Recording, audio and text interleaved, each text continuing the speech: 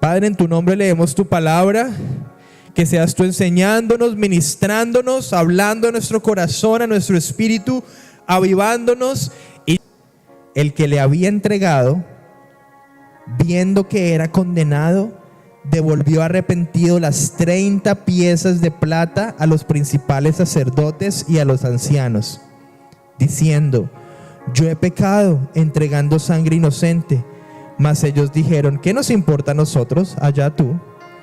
Y arrojando las piezas de plata en el templo, salió y fue y se ahorcó. Los principales sacerdotes, tomando las piezas de plata, dijeron: no es lícito echarlas en el tesoro de las ofrendas, porque es precio de sangre. Y después de consultar, compraron con ellas el campo del alfarero para sepultura de los extranjeros, por lo cual aquel campo se llama hasta el día de hoy campo de sangre. Así se cumplió lo dicho por el profeta Jeremías cuando dijo: y tomaron las 30 piezas de plata, precio del apreciado, según precio puesto por los hijos de Israel, y las dieron para el campo del alfarero, como me ordenó el Señor. Amén y amén. Gracias, Jesús. Aquí el texto nos está hablando. Seguramente hemos escuchado de Judas y la manera como traicionó y entregó al Señor Jesús. Y en ocasiones nos levantamos apresuradamente en juicios contra lo que hizo, porque entregó al Señor, caminó con Él, caminó con los otros 11. Vieron cómo realizó milagros, maravillas, cómo les predicó este evangelio de salvación, milagros, restauración, restitución. Pero llegado el momento lo traicionó y lo entregó a los principales de la sinagoga.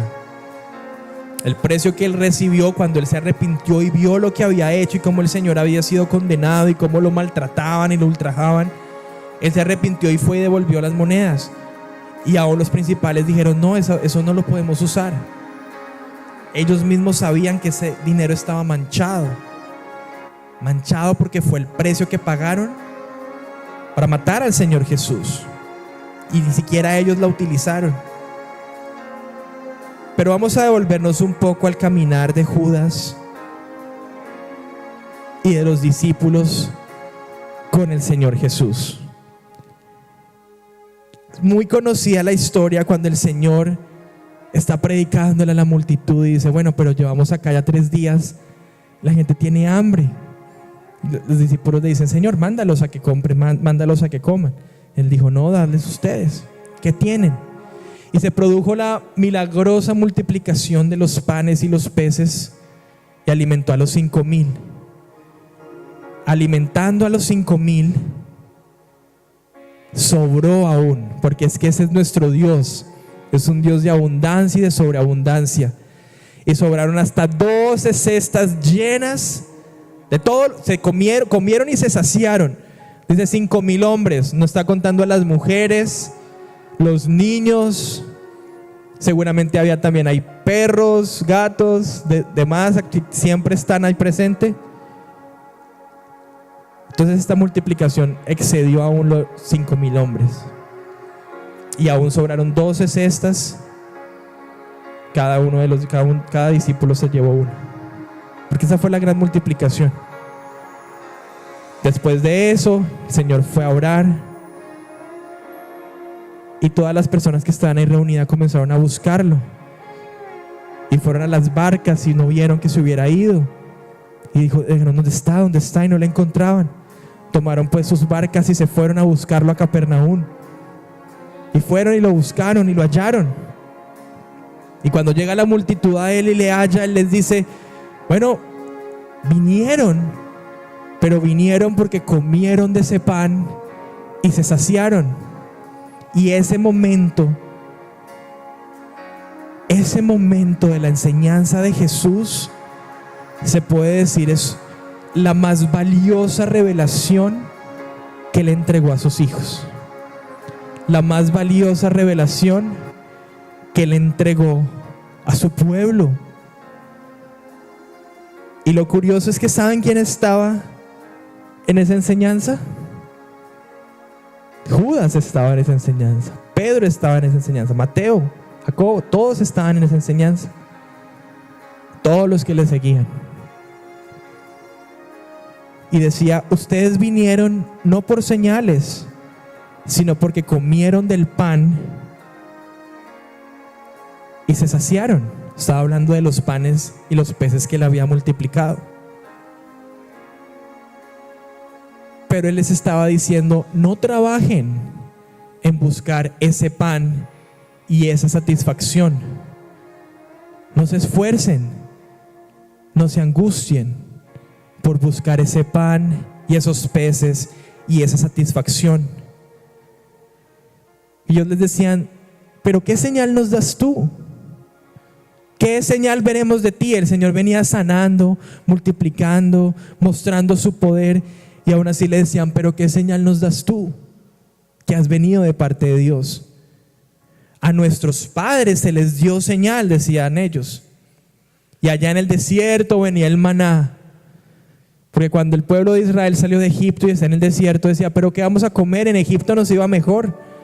Porque en Egipto por lo menos no nos faltaba el alimento, las sobras.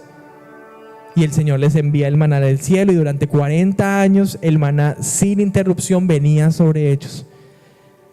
Y era tal la fe que tenían que depositar ellos en el Señor, que Él les decía, no reserven para el día siguiente, sino coman y sáciense, porque cada día vendrá sobre ustedes el maná, exceptuando el día sexto, para que descansen en su Shabbat. Van a recoger doble porción en el día sexto. Pero Él constantemente les estaba diciendo, y es lo que Él nos dice a lo largo de su palabra, confíen en mí, tengan su esperanza en mí. Y todos los días venía el maná sobre ellos. Y eso se lo reclamaron estas personas al Señor, porque le dijeron a nuestros padres, Dios les envió señal y era el maná del cielo. ¿Qué señal nos das tú, Señor? ¿Qué señal nos das tú para saber que vienes de parte de Dios? Y es cuando el Señor se revela y les explica. Unos escucharon, otros no lo escucharon, uno aún así lo entregó. Pero Él les dio la revelación que es el fundamento esencial de nuestra fe, de lo que creemos, de nuestra relación con Él.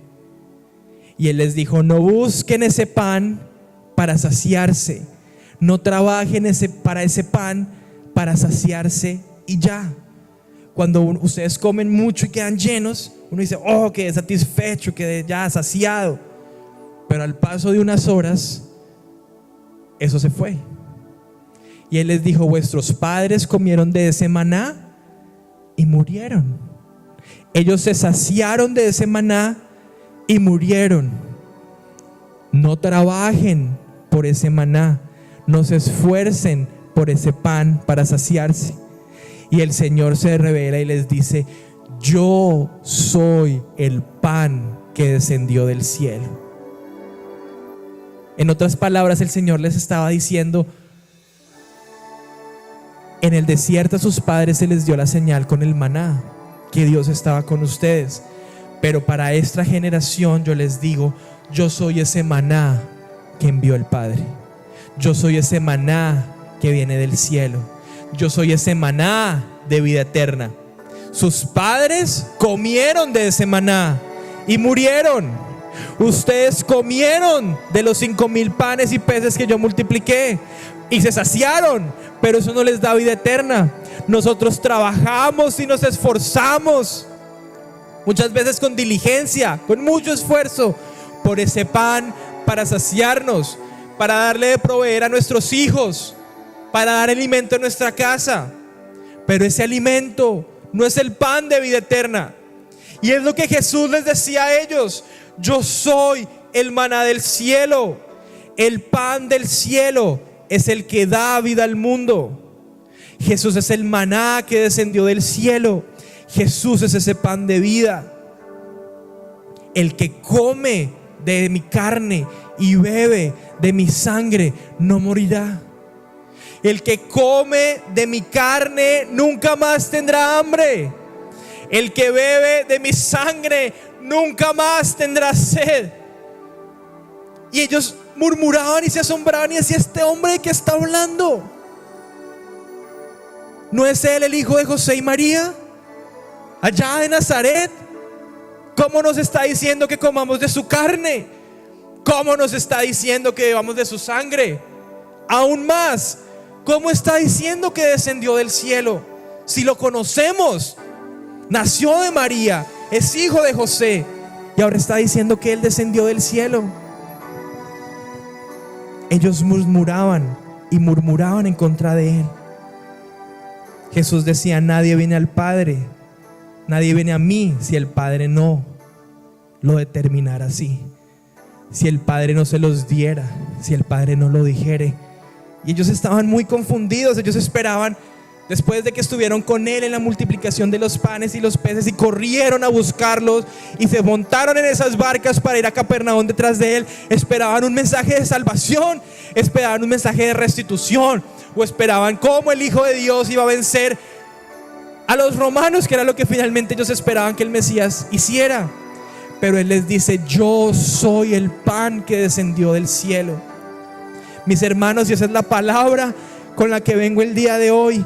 Él es el pan que descendió del cielo. El que come de ese pan nunca más tendrá hambre. El que bebe de esa sangre nunca más tendrá sed. Sus padres, el pueblo de Dios, el pueblo de Israel, comió de ese maná del cielo en el desierto y murió. Tú y yo comemos diariamente el pan que Él nos provee, pero moriremos. Es tiempo de que nos acerquemos y comamos de ese pan del cielo, pan de vida, que es Jesucristo. ¿Y qué es comer de ese pan? ¿Es acaso la comunión, cuando nos reunimos y tomamos del pan y bebemos del vino, que es algo que ciertamente hacemos para recordar esa última cena, donde Él dice: este es mi cuerpo que yo entrego por ustedes, y esta es mi sangre que yo derramo por ustedes, háganlo en memoria mía? Y lo hacemos. Pero cuando Él dice: coman de este pan y beban de esta sangre, no es un rito religioso que traemos a las iglesias. Y ellos se ofendieron, y Él les dijo: ¿esto los ofende? ¿Que yo diga que soy el pan que descendió del cielo les ofende? ¿Verdaderamente? Bueno, pues yo les aclaro: nadie viene a mí si no le fuese dado por el Padre. Cuando Él les dijo a los discípulos que nadie viene a Él si no le fuera dado por el Padre, lo abandonaron y se fueron. Y muchos discípulos que lo seguían, hasta ese día lo siguieron, se apartaron. Y Él mira a los 12 y les dice: ¿ustedes también se quieren ir? Porque si se quieren ir, váyanse. Y Pedro respondió y dijo: ¿y a quién iremos? ¿A quién? Si solo tú tienes palabras de vida eterna. El Señor les dijo: esas son mis palabras. Yo soy el pan de vida, y mis palabras son espíritu y son vida. ¿Acaso no les he mostrado yo señales? ¿Acaso yo no los escogí a ustedes? Incluso dice: ¿y uno de ustedes es diablo? Hablando de Judas cuando lo entregó. Pero el hecho de que Judas entregara a Jesús no muestra falta de fe. ¿Saben eso? No muestra que Judas era determinado a ser traidor. Dentro del plan de salvación del Señor era necesario que Judas le entregara.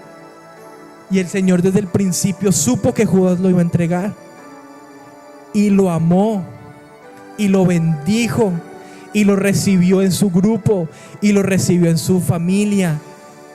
Aún el Señor sabía que él robaba de la bolsa de las ofrendas, y así lo amó. Y por él se subió a la cruz y entregó su vida, y lo amó. Pero estas palabras de yo soy el pan de vida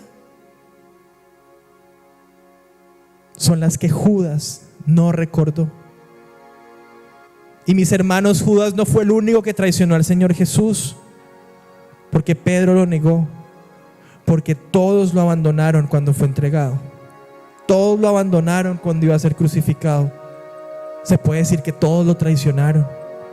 Y levantamos nuestros dedos para señalar a Judas. Y cuántas veces nosotros hemos vendido nuestra fe, y cuántas veces nosotros hemos negado nuestra fe, y cuántas veces nosotros mismos aquí en este lugar reunidos, de allá que nos ves, nos hemos avergonzado de nuestra fe. y lo traicionamos a diario. Era necesario que Judas lo entregara. Judas hacía parte del plan de salvación de Dios. Así como era necesario que María diera luz al Hijo de Dios, era necesario que Judas lo entregara. Pero cuando entendemos que Él es el pan de vida, mis hermanos, entendemos lo que significa la esperanza. Digan conmigo: la esperanza. La esperanza. Y eso es lo que vine a decirles hoy acá. Nuestra esperanza está en Jesús. Nuestra esperanza, como lo cantábamos ahorita antes de la prédica, pero nuestra esperanza, mis hermanos, es Jesús. Y no es lo mismo a la fe. La fe es un don de Dios. Dice la palabra que la fe viene por el oír, y el oír la palabra de Dios. Cuando el Señor nos da una palabra y nos embarazamos de esa palabra, como lo vimos hace 8 días, tenemos fe. Y nuestra fe se aviva porque decimos: el Señor lo prometió, y como Él lo prometió, así va a ser, y como Él lo prometió, Él lo hará. Y nuestra fe es un don que viene de Dios, pero no es la esperanza. Nuestra esperanza es Él. Judas perdió la esperanza en Jesús. Judas perdió la esperanza. Él no entendió que Él era el pan de vida, y el que come ese pan no morirá. Inclusive Judas. Y si Judas hubiera entendido las palabras, lo que le dijo Pedro al Señor: solo tú tienes palabras de vida eterna. Si Judas hubiera entendido que las palabras de Jesús eran de vida eterna, no hubiera dejado que su remordimiento lo llevara a la desesperanza. Y dice que se terminó colgando, se ahorcó. En otro evangelio dice que cayó y se rompió su cabeza, y todos sus órganos, sus intestinos fueron desparramados en el suelo. Fue una muerte muy vergonzosa, dolorosa y triste para alguien que caminó con el Señor Jesús cara a cara. Mis hermanos, el mayor enemigo de los cristianos, el arma utilizada por Satanás, es la desesperanza. Y esa desesperanza es la que venimos a desenmascarar en esta mañana. No caigamos en desesperanza. No caigamos en desesperanza. Si sentimos que nos falta la fe, nos falta ir a la palabra. Si sentimos que nos falta fe, nos falta tener más comunión con el Espíritu Santo. Si sentimos que nos falta fe, nos falta caminar de la mano de Jesús. Pidámosela. Señor, ayuda a mi incredulidad, le dijo este hombre a Jesús. Que le dijo: si tienes fe, todo es posible. Y él dijo: Señor, ayúdame. Otra traducción dice: en mi falta de fe, ayuda a mi falta de fe. Pero no podemos caer en la desesperanza. La falta de fe y la desesperanza no son lo mismo. La falta de fe, me falta más conocimiento de sus promesas y aferrarme a ellas, y acercarme a Dios y tener intimidad con el Espíritu Santo. Eso me da fe. Pero sea que mi fe suba, mi fe caiga, mi fe sea grande, o mi fe sea como ese grano de mostaza, mi esperanza es la que no debe cambiar, porque mi esperanza no está dada en mí, o mi esperanza no está dada en lo que me dicen. Mi esperanza está en Jesús. Mi esperanza es Jesús. ¿Sabes lo que pasa cuando caemos en desesperanza? Ahí viene el suicidio. ¿Qué es la desesperanza? La desesperanza es: no tengo salida. La esperanza es: se acabó todo. La desesperanza es el diablo diciendo a tu oído: ya no tienes escapatoria, ya todo se acabó, ya todo terminó. La desesperanza es: ya ríndete. Ríndete, Dios se olvidó de ti, Dios te ha abandonado. Eso es la desesperanza, no la falta de fe. La falta de fe es: bueno, yo tengo esperanza en Jesús, pero en esta situación tengo dudas. Y dice la palabra como las olas del mar, que va de un lado al otro, de un lado al otro, pero mi esperanza sigue siendo Él. Si mi esperanza sigue siendo Él, mi fe se puede reavivar. Si yo no tengo esperanza, ya no hay fe, ya no hay nada. No caigamos en la desesperanza como cayó Judas. Judas cayó en desesperanza y eso lo llevó al suicidio. Eso es lo que le abre la puerta a la ansiedad, a la depresión,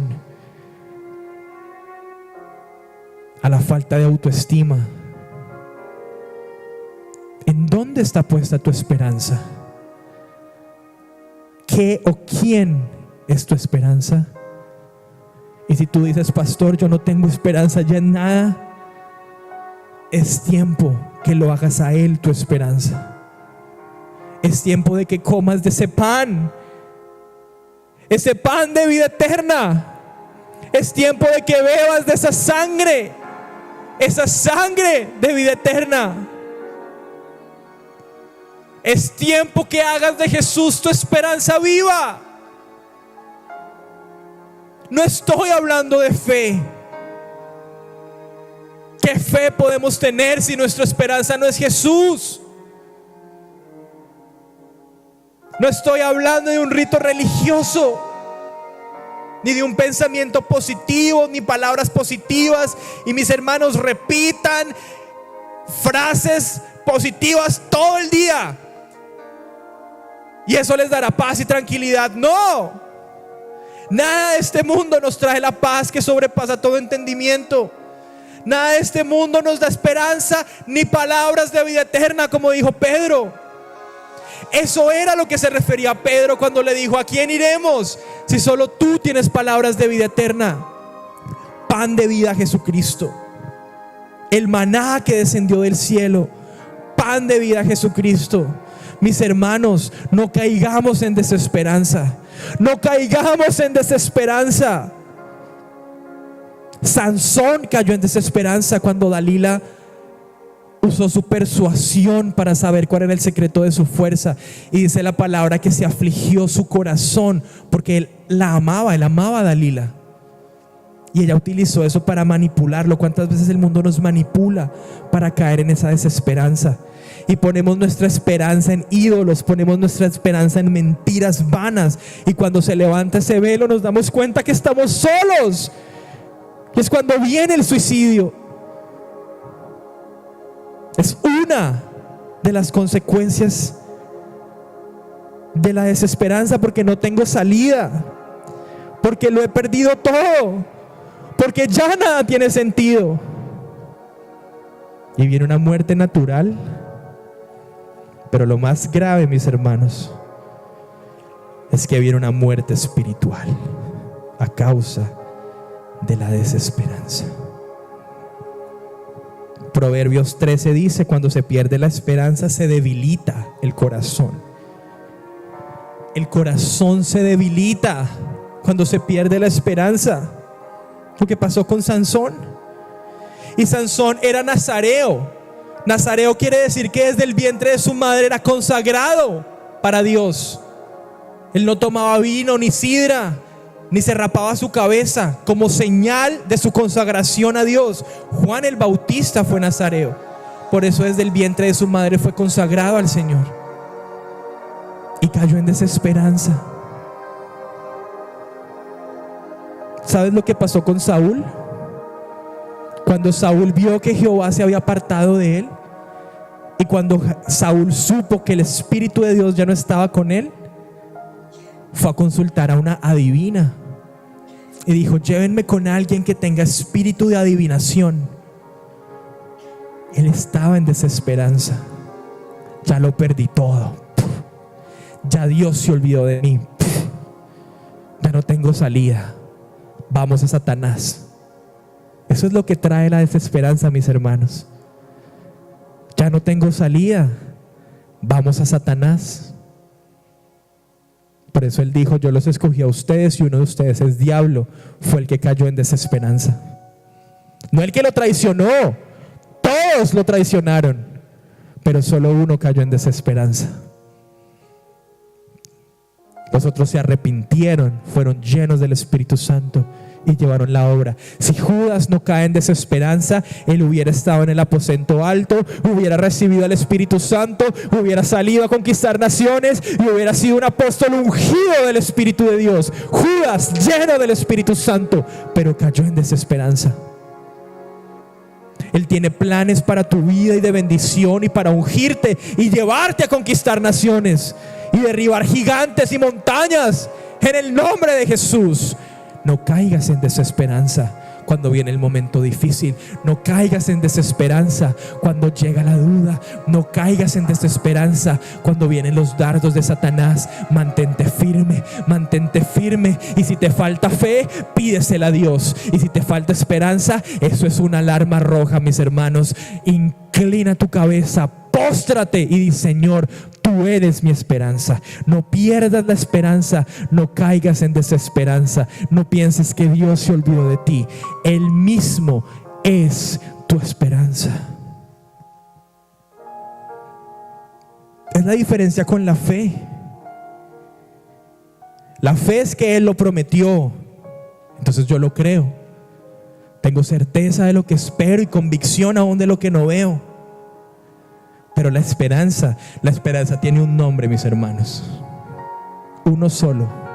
Yo les puedo dar a ustedes 10 diferentes definiciones de la fe y todas son válidas.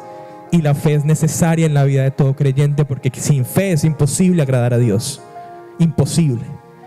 Pero la esperanza tiene solo un nombre. La esperanza tiene solo una definición. La esperanza se llama Jesús. No te olvides que Él es el pan que descendió del cielo. No te olvides que Él es ese maná que nos da vida eterna. Mi esperanza está en Jesús. Dice de Abraham: el que creyó en esperanza contra esperanza, para llegar a ser padre de muchas gentes, conforme a lo que se había dicho, así será tu descendencia. Dice Romanos 8:24, porque en esperanza fuimos salvos. En otra palabra, en Jesús fuimos salvos.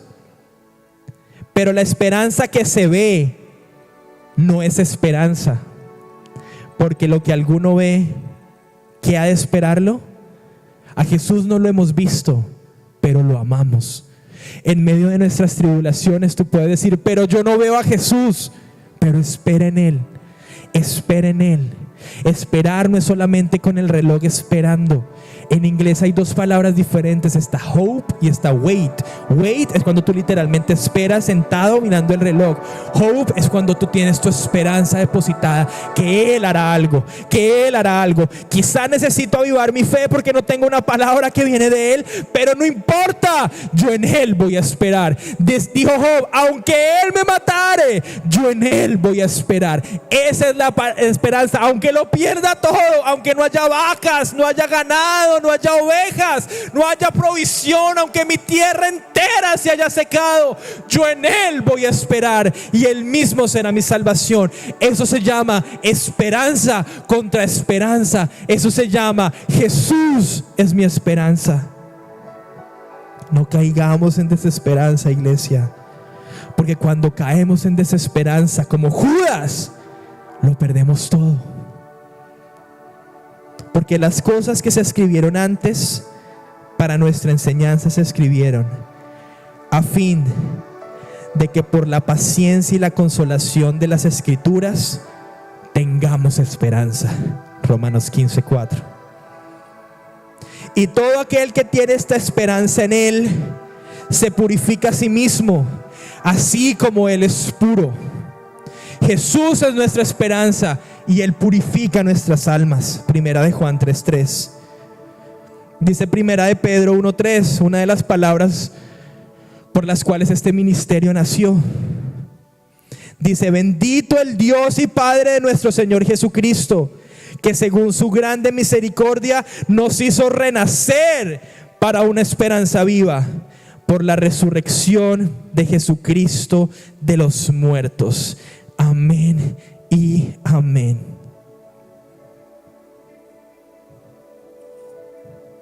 Dice la palabra,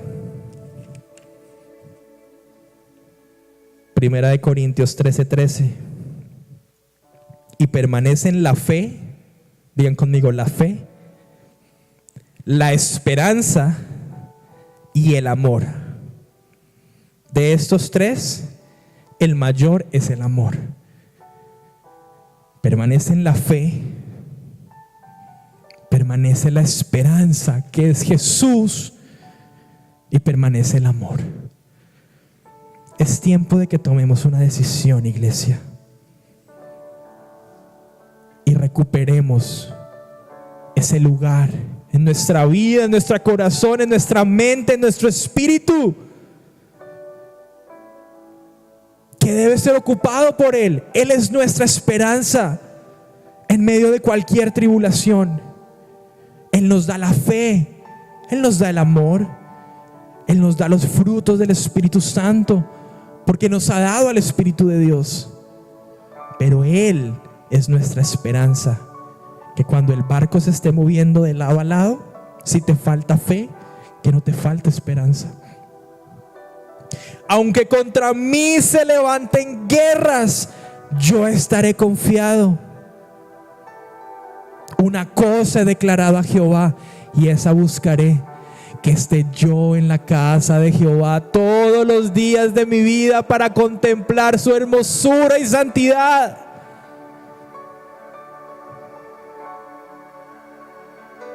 El que tenga falta de fe, pídasela a Dios.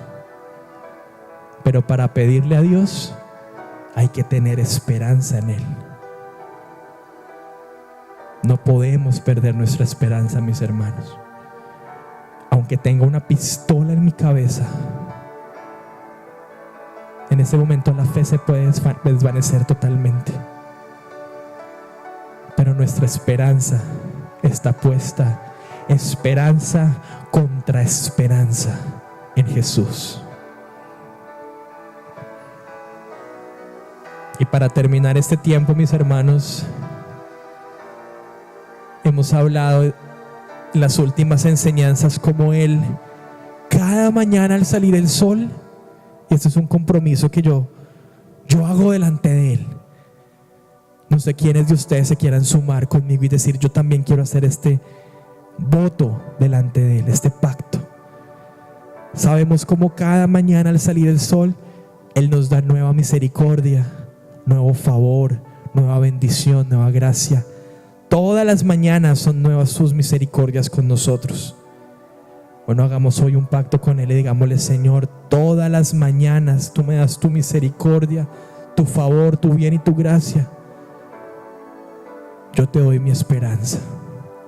Todas las mañanas, al abrir mis ojos, mi alma, mi cuerpo y mi espíritu dirán: pan de vida, Jesucristo, tú eres mi esperanza. No sé qué voy a afrontar el día de hoy, Señor, pero tú eres mi esperanza. No sé cuántos gigantes me van a atacar hoy, pero tú eres mi esperanza. No sé si hoy mismo se acaba mi vida, pero tú eres mi esperanza. No importa lo que se levante, Jesús es mi esperanza. Porque mientras haya vida, mientras vivas, tenemos esperanza. ¿Qué esperanza? Jesús. Hay una sola definición de la esperanza, y ese es Jesús. Padre, yo te doy gracias porque nos has hablado en esta hora, Señor. Gracias porque nos has recordado, Señor, en quién hemos creído y en quién depositar esa esperanza. Nuestra hope. En quién depositar ese hope que tú nos has dado, Señor. No en el mundo y sus afanes, no en el mundo y sus placeres, no en el mundo y su falta y su falsa esperanza y su falto sentido de esperanza, Señor.